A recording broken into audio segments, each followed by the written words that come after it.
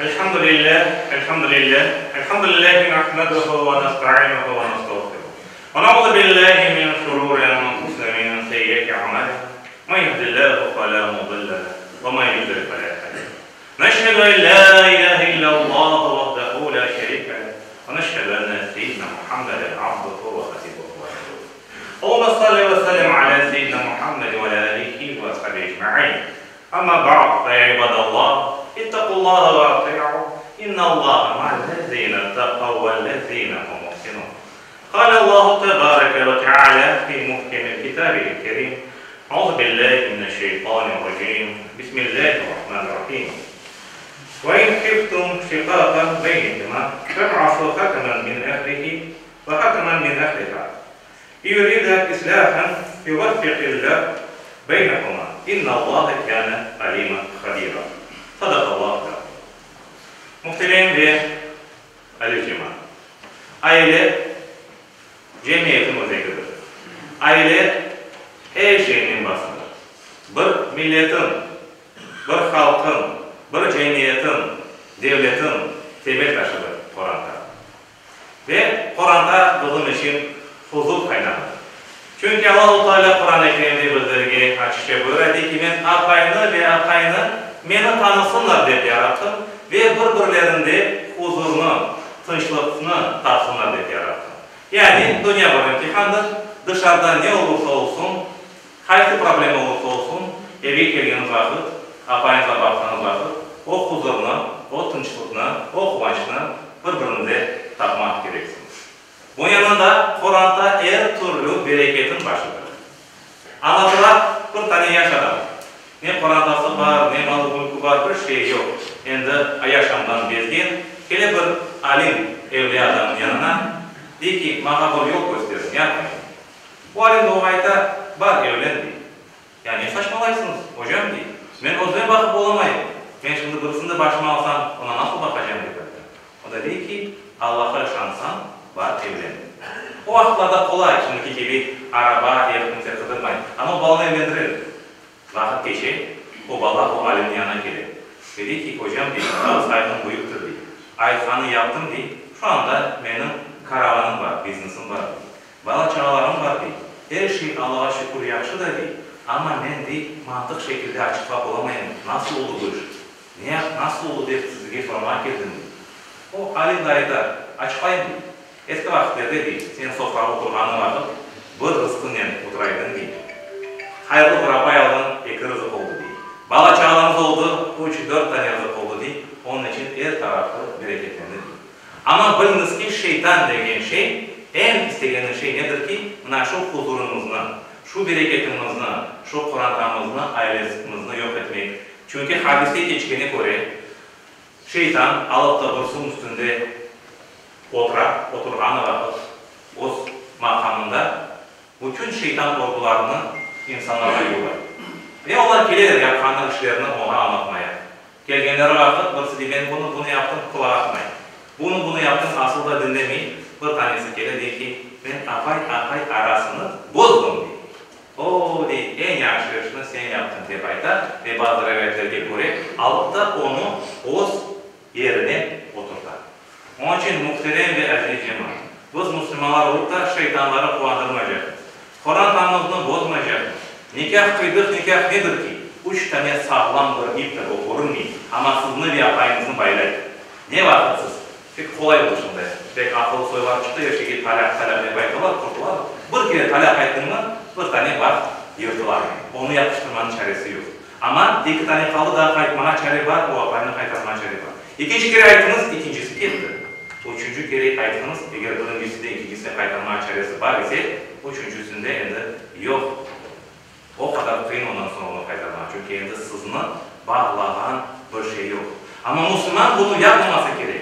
Çünkü Hz. Peygamberimiz sallallahu aleyhi ve sellem ne buyurdu? Dedi ki sizin en hayırlınız Kur'an-ı için en hayırlı olganıdır. Yani biz Kur'an'ımıza hayırlı olmak gerek mi? Biz hayırlı olsak apayımız bizden gider mi? Apaylar içinde Hz. Peygamberimiz sallallahu aleyhi ve sellem ne buyurur? Dedi ki eğer sizin apayınız dünyadan ketkeni malde sizden razı olsa Allah-u Teala sizin karşınızda bütün cennet kapılarını 8 tane kapısı vardır. İsteyeniz o kapıdan içeri girersiniz diye buyurur. Onun için Kur'an'dan mühim. Bala çağımız, neslimiz ona bağlı. Hazreti İbrahim dua etkendir. Rabbi ic'alni muqima salati ve min zurriyeti diye buyurdu. Yani ya Rabbim gerçekten beni namaz kılganlardan ve bana nesiller namaz kılacak. Çünkü din, yani sağlam bir Kur'an'da bir tek doğru anlayışı. Yani herkesini dinden çıkarıp da talakları yapan anlayış değil. Ya da her şekilde talak deyip kurtul bir şey olmaz degen anlayış değil. Anlayışımız ki bizim bunda fırında olan şey evlendiğini bırakıp bir kere evlendiğimiz, umur bile yaşayacakmız ve öbür dünyada beraber olacakmız diye anlayışın olur. Bunu cemaat hiçbir vakit biz unutmayın. Ve gerçekten de şeytanın oyunlarına gitmeyin. Hazreti İbrahim de baytar. Buna açık ayet. O hadis zayıftır, onu beğenirler, bunu beğenirler. Kur'an'a bakayım. Hazreti İbrahim kaç yıl balası olmadı? Apayını taşladı mı? Boşadı mı apayını? Yok, boşamadı. Hazreti Lut, apayı o kadar bağımsızlığının sapıklarının beraber iş kurduğunu yaptı. Taşladı mı apayını? Boşadı mı? Yok. Hazreti Nuh hakkında Allah-u Teala ne ayetler? Ve kâne Nuh'a abden şekûra, o şükür etken bir kul edi. Ne için? Biz 95 yaş yaşar mısınız? Yok. Kim da diyor 95 yaşına kadar yaşar? Hazreti Nuh 950 sene yaşadı. 950 sene yaşadı. Düşününüz ki o apayına, inanmadan apayına kaç yıl çıdadı. Biz ne olalım? La yükellifullahu nefsan illa vus'aha. Allah-u Teala hiç kimseyi taşıyamaz, böyle yükünü taşımaz. Allah-u Teala ne ayetler? Kur'an-ı Kerim'de ve halaknakum ezvaca. Ben sizden apay yarattım diye buyuruyor. Demek ki apay bizge Allah'ın hediyesi, Allah'ın emaneti.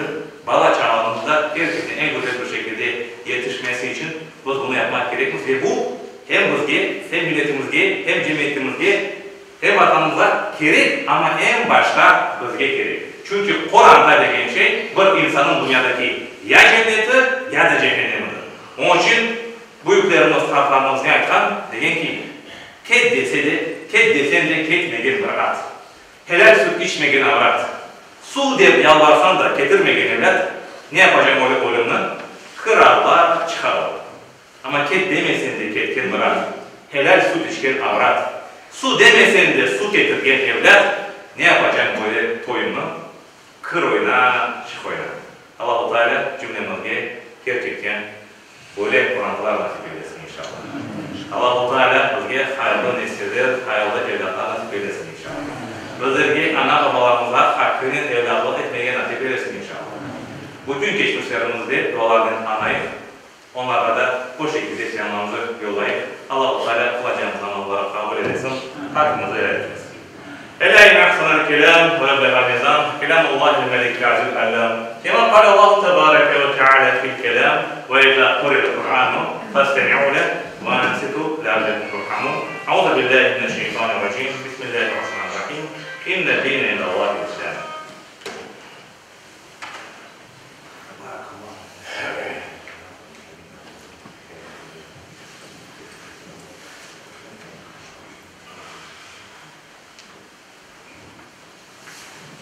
Elhamdülillah, elhamdülillah, elhamdülillah, elhamdülillah, kamilina ve salatu ve selamu ala Resulina Muhammed'il emin ve alihi ve sahbihi ecma'in.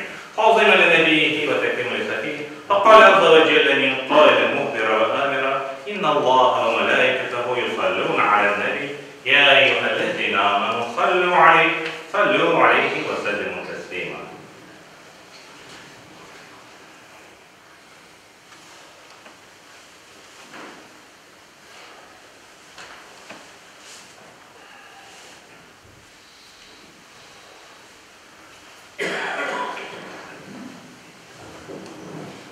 أعوذ بالله من الشيطان الرجيم بسم الله الرحمن الرحيم إن الله يأمر بالعدل والإحسان وإيتاء ذي القربى وينهى عن الفحشاء والمنكر والبغي يعظكم لعلكم تذكرون. وقال ما يتكلم الله تعالى adaletine, yaxşılıqına, her türlü iyilikine elbette, soy-soplarga yardım etmekine emir etti. Her türlü yamanlıklardan, çirkin işlerden, fuhşiyatlardan bizlerini uzak koya, suçunu taşına ettiği bizlerge oğut, nasihat verir.